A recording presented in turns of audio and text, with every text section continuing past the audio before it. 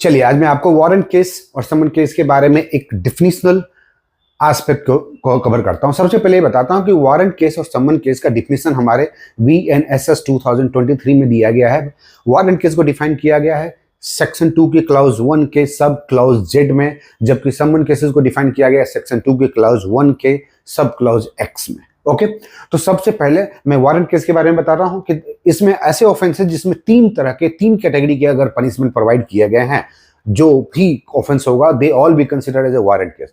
पहला, अगर death penalty की बात होती हो, अगर ऐसा ऑफेंस जिसमें लाइफ इंप्रिजनमेंट की बात होती हो, या ऐसा ऑफेंस जिसमें 2 साल से ऊपर के पनिशमेंट की बात होती हो, तो ऐसे सारे offences will be considered as warrant cases.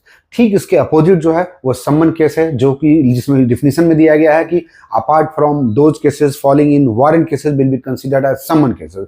However, अगर मोर क्लैरिटी की बात करें तो हम ऐसे ऑफेंसेस को लेंगे जिसमें पनिशमेंट या इंप्रिजनमेंट की बात हो रही हो और जिसमें 2 साल से कम हो, वो ऐसे ऑफेंसेस को समन केस के तौर पे कंसीडर किया जाएगा। Thank you.